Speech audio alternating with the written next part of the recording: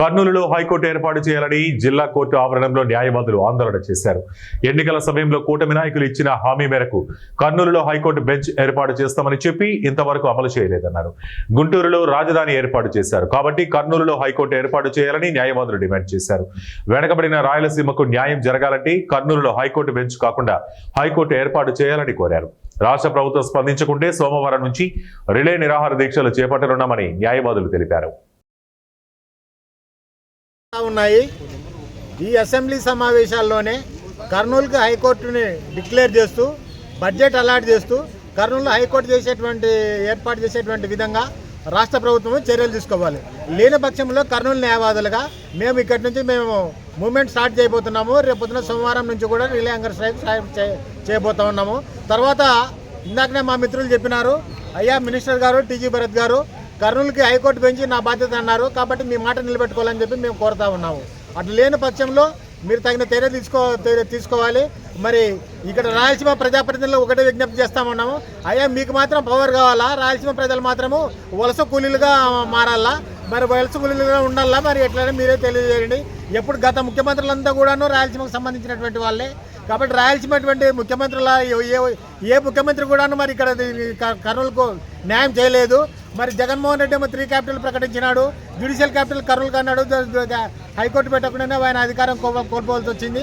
మరి కూటమి ప్రభుత్వం వచ్చినప్పుడు తర్వాత వెంటనే హైకోర్టుకు బెంచ్ ఇస్తానటువంటి ముఖ్యమంత్రి చంద్రబాబు నాయుడు నోరు మీద పెట్టలేదు, పవన్ కళ్యాణ్ నోరు మీద పెట్టలేదు, లోకేష్ నోరు మీద పెట్టలేదు.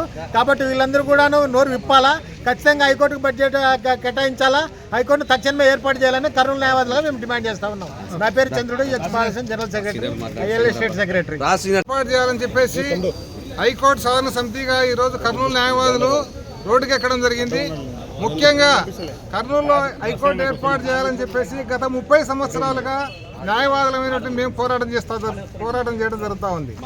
ఎందుకంటే గతంలో పాలకులు ఇక్కడ ఇచ్చినటువంటి హామీలు ఎవరు నెరవేర్చడం లేదు. ముఖ్యంగా రాయలసీమ నుంచి ఎన్నికైనటువంటి ముఖ్యమంత్రులు కూడా ఇక్కడ కర్నూలుకు న్యాయం చేయడం జరగలేదు.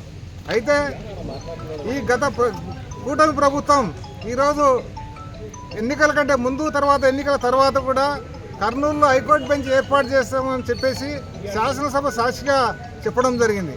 మరి ఈరోజు కర్నూలులో ఏర్పాటైనటువంటి హ్యూమన్ రైట్స్కి అయితేమి, లోకాయుక్తకి అయితేమి అక్కడ చైర్మన్స్ను కూడా నియమించలేని పరిస్థితుల్లో ఉంది ఈ ప్రభుత్వం. అదేవిధంగా హైకోర్టు బెంచ్ ఏర్పాటు చేస్తామని చెప్పేసి ఇచ్చిన మాటను నిలబెట్టుకోకుండా తాత్సారం చేయడం జరుగుతూ ఉంది. దానిపైన ఎటువంటి చర్యలు కూడా ప్రారంభించలేదు.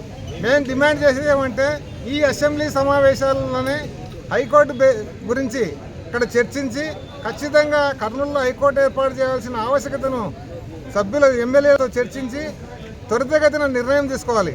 ఎందుకంటే గతంలో భారతీయ జనతా పార్టీ డిక్లరేషన్లో కూడా రాయలసీమ డిక్లరేషన్లో భాగంగా కూడా ఖచ్చితంగా రాయలసీమలో హైకోర్టును ఏర్పాటు చేయాలి, అందులో ముఖ్యంగా కర్నూలులోనే హైకోర్టు ఏర్పాటు చేయాలని తీర్మానం చేయడం జరిగింది. కాబట్టి ఈ యొక్క రాయలసీమకు న్యాయం జరగాలి అంటే ఖచ్చితంగా కర్నూలులో హైకోర్టు ఏర్పాటు చేయాలని చెప్పేసి మేము డిమాండ్ చేస్తూ ఉన్నాం. ఒకవేళ గవర్నమెంట్ దీనిపైన ఎటువంటి చర్య తీసుకోకపోతే రేపు సోమవారం నుంచి రిలే నిరాహార దీక్షలు ప్రారంభిస్తున్నాం.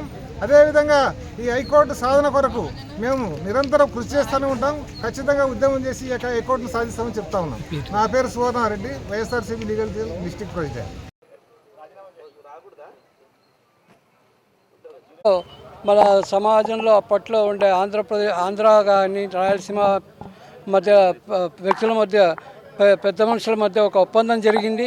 ఆ ఒప్పందాన్ని మాత్రం స్వాతంత్రం వచ్చిన తర్వాత ఇమీడియట్గా ఆంధ్ర వాళ్ళు తమ పంతం నెగ్గించుకోవడానికి కోసం గుంటూరులో హైకోర్టు ఏర్పాటు చేయడం జరిగింది. అట్లే కర్నూలులో రాష్ట్రం ఏర్పాటు చేయడం జరిగింది మద్రాసు అసెంబ్లీలో జరిగిన తీర్మానం మేరకు. కాకపోతే తర్వాత 1956లో అప్పటి ముఖ్యమంత్రిగా పనిచేస్తూ ఉండిన సంజీవరెడ్డి గారు విశాలాంధ్ర అనే దృక్పథంతో తెలంగాణను కలుపుకొని ముందుకు పోవడం జరిగింది.